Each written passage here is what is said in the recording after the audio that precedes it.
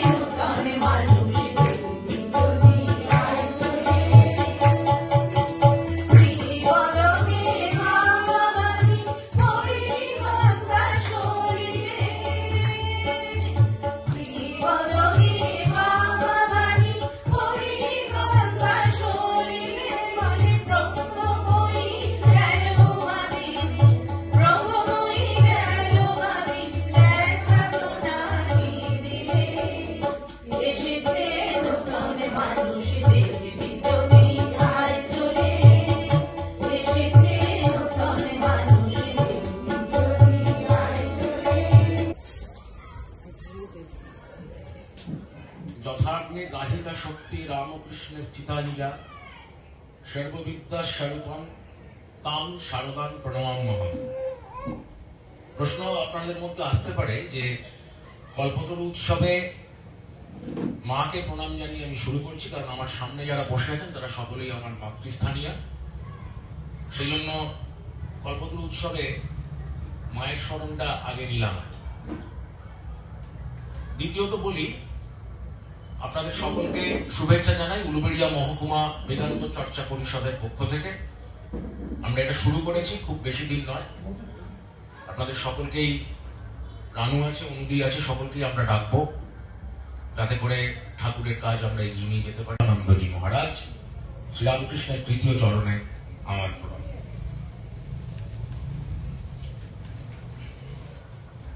বিষয়টা খুব কঠিন, মানে যে বিষয় নিয়ে বলতে বলা হয়েছে যে আমাদের কি করণীয়। আসলে শ্রীরামকৃষ্ণদেব, মা শারদা এবং স্বামী বিবেকানন্দ তিনজনই হচ্ছেন নৈপত্তিক সত্তা বা অনপেক্ষ সত্তা। এদের জন্য আমাদের কিছু করণীয় নেই। করণীয় যেটা আছে সবটা আমাদের নিজেদের জন্য, যে আমরা এই পথে চলে কতটা নিজেদের অন্তত এই জীবনটা আমরা পার করতে পারব, এরকম একটা হেতু বা উদ্দেশ্য থেকে আমরা চারদিকে পাঠচক্র করছি। আজকে কল্পতরু উৎসবে সরকার বাড়ির ছাদে বসে আবার একটা ঠাকুরের করছি। এই উদ্যোগগুলো ডেফিনেটলি মহতী উদ্যোগ, কিন্তু কথা হচ্ছে ঠাকুর যে বললেন যে মনুষ্য জীবনের উদ্দেশ্য হচ্ছে ঈশ্বর লাভ, এটা সব থেকে বড় কথা। কথামৃতে ঠাকুরের প্রতিটি কথাই আমাদের কাছে পালনীয়, প্রতিটি কথাই আমাদের কাছে স্মর্তব্য পথ চলার ক্ষেত্রে। কিন্তু চূড়ান্ত কথাটি হচ্ছে এটি। আবার স্বামী বলছেন অদ্বৈত বেদান্তের সার হচ্ছেন ব্রহ্মসত্য জগৎ মিথ্যা, ঈশ্বরী বস্তু বাকি সব অবস্থা। ওটাও একটা চূড়ান্ত কথা। এই কথাগুলো অনুভব করা যাবে কিভাবে, কিভাবে এই পথে চলা যাবে, সেই জন্য আমাদের যেটা করতে হবে সেটা হচ্ছে নিরন্তর সাধু সঙ্গ। আমাদের বিভিন্ন জায়গাতে আশ্রম টাশ্রমে যে আলোচনাগুলো হয় সেখানে আমরা বলেছি যে আশ্রমে অনেক ভক্ত আসেন, আশ্রমে এলেই শুধু হবে না, দেখতে হবে যে সেই আশ্রমে আমরা সাধুদের সঙ্গ লাভ করতে পারছি।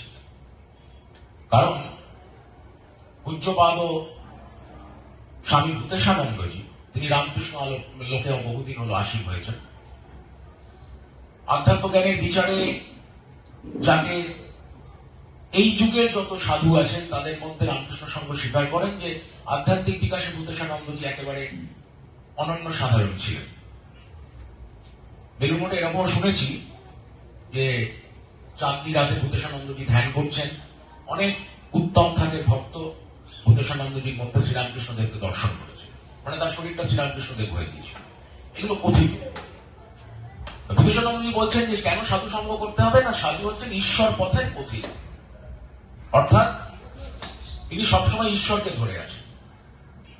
কাজে গৃহী মানুষদের, যাদের অন্তরঙ্গে ত্যাগ নেই, বহিরঙ্গে ত্যাগ, আমাদের মতো মানুষদের, তাদের এই সাধুকে ধরা ছাড়া কিন্তু আর কোনো রাস্তা নেই। প্রতিনিয়ত সাধুকে ধরে রাখতে হবে। সেই জন্য কোন জায়গাতে হঠাৎ করে রামকৃষ্ণ বিবেকানন্দ, মা শারদার চর্চা শুরু হয়েছে, বইপত্র পাঠ করা হচ্ছে, একদিন খুব হঠাৎ করে গান টান করা হলো, সাধুর দেখা মিলল না, সাধুর শ্রীমুখে কিছু কথা শোনা গেল না। সেখানে আমার ব্যক্তিগতভাবে মনে হয় যে কাজ খুব বেশি হবে। কারণ যদি ঈশ্বরে সমর্পিত সেই বৈদিক ভাষণধারী সর্বত্যাগী সন্ন্যাসীরা যেখানে থাকেন, সেখানে তাদের কথা এবং তাদের উপস্থিতির মধ্যে দিয়ে একটা ইথার চার্জ হয়, বাতাসটা সেখানে অনেক পরিশুদ্ধ হয়। তা সেই শুদ্ধ যে বায়ু বা শুদ্ধ যে আবহাওয়া, সেই আবহাওয়ার মধ্যে যতক্ষণ না অবগাহন করা হচ্ছে, ততক্ষণ কিন্তু মনের পরিবর্তন হঠাৎ করে আসে।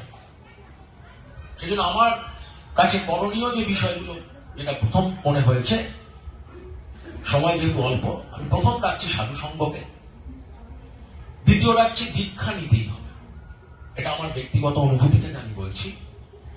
কারণ কথামৃতে আছে, আপনারা দেখবেন যারা পড়েছেন, যে ঠাকুর বলছেন যে সর্ষের বস্তার মতো মন ছড়িয়ে গেছে চাই, আমাদের মন সবসময় ছড়িয়ে থাকে বিভিন্ন বিষয়ে।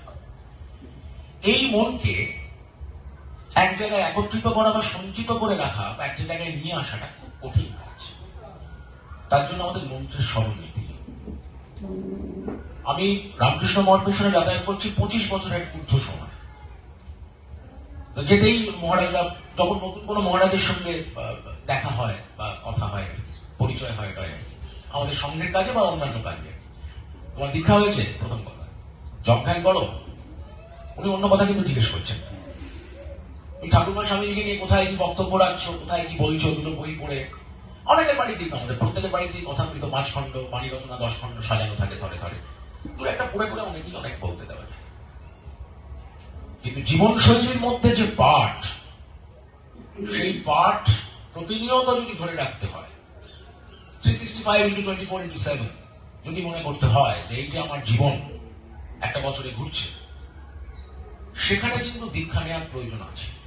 দীক্ষা না নিলে হবে না। কারণ এই মন্ত্র নিরন্তর জপ করতে করতে মন স্থির হয়, আর মন স্থির না হলে তার ভেতরে আধ্যাত্মিক অনুভূতি কিছু হবে না। আর আধ্যাত্মিক অনুভূতি না হলে আপনি স্বামীজির কাজে হাত দিতে পারবেন। সব থেকে বড় কথা হচ্ছে এটা। আমি দিক থেকে রিলেট করছি, যেহেতু আমার হাতে সময় কম। কেন? স্বামীজি বলছেন বি অ্যান্ড মেক। আমি এই গোটা হাওড়া জেলা জুড়ে অজস্র আশ্রমে ঘুরেছি। আমি নিজেও একটি আশ্রমের সম্পাদক। আমি দীর্ঘদিন এই কাজের সঙ্গে যুক্ত আছি। কিন্তু স্বামীজি ওই যে বলেছেন যে বাকি সব হইয়া যাইবে, মানুষ চাই। এই মানুষের অভাবটা প্রতিটি জায়গায় প্রকটিত। তার কারণ আমরা এই মেকের কাছে হাত দিয়ে ফেলি, বিটা না করি। অর্থাৎ আমাদের ভেতরে তৈরি না হয়ে আমরা প্রথমেই কাজ করতে শুরু করি। এটা হচ্ছে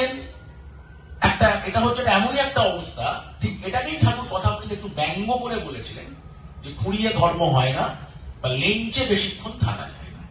তার কারণ হচ্ছে আমার ভেতরে বিকাশ না হওয়ার জন্য আমি কিছুদিন এই পথে থাকলাম, তারপর এই পথ থেকে পথভ্রষ্ট। এটি বড় কথা।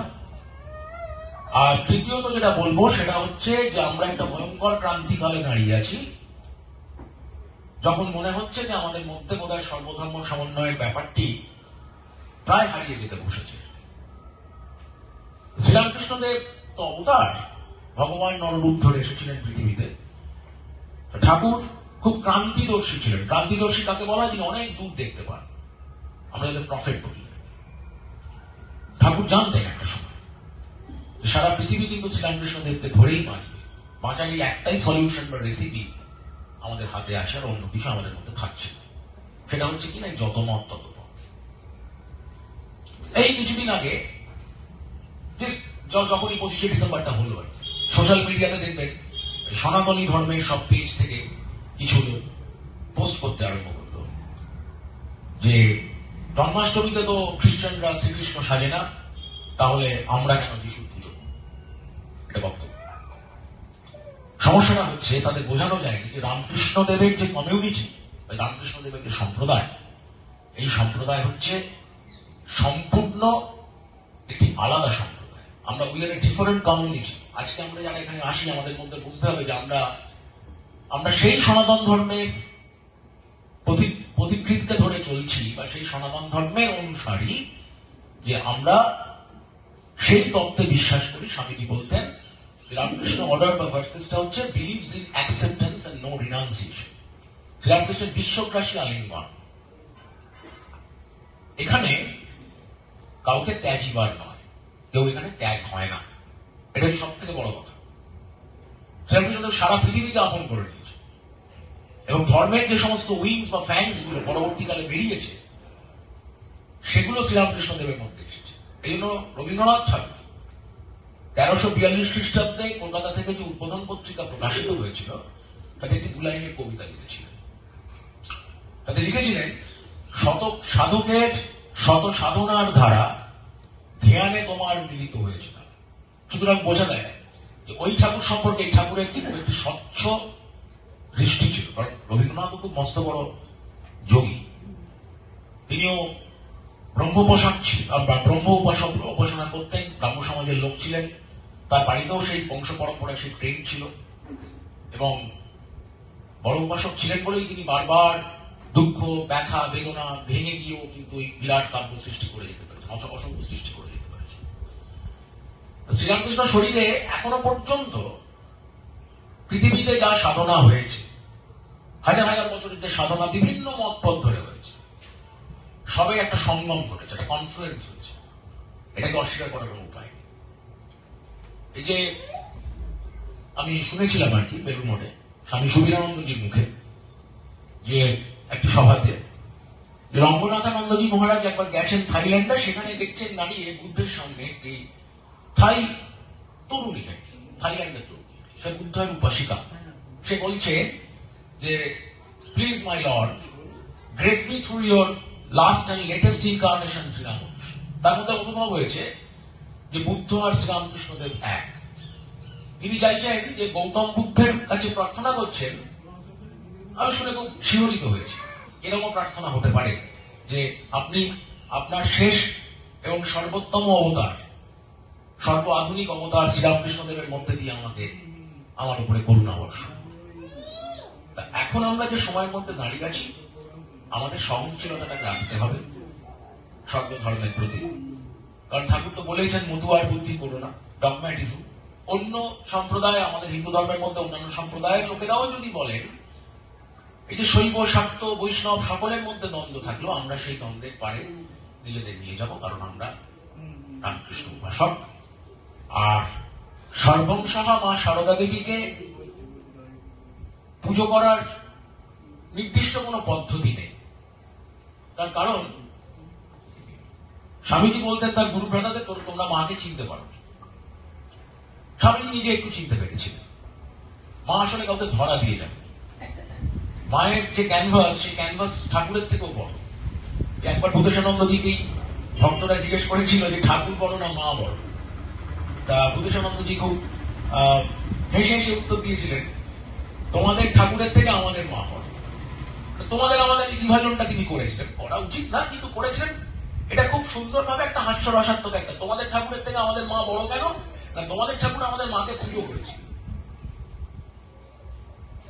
এটা তো আমরা জানি যে শ্রীরামকৃষ্ণ দেবের কাজ, শ্রীরামকৃষ্ণদেব মা সারদা দেবীর চরণে তার সমর্পিত কর্মফলটুকু, সাধনার ফলটুকু দান করছে। সেই জন্য আজকের এই ছোট সভায় আমি বিশেষ কিছু বলবো না। আবারও জোর দিয়ে যাচ্ছি দুটো বিষয়ের উপরে। আমার একটু অন্য জায়গায় কাজ আছে, যেতে হবে। সারাদিনে আজকে টুকিটাকি বিভিন্ন জায়গাতে কিছু বলার ব্যাপার, কিছু কাজও আছে, মানে কিছু সমষ্টিগত কাজও আছে, একটু মুষ্টি ভিক্ষাও আছে, সেখানেও থাকতে হবে। এটাই বিষয়, আপনারা এটা মাথায় রাখবেন। দুটি বিষয়ের উপরে আমি জোর দিয়ে গেলাম।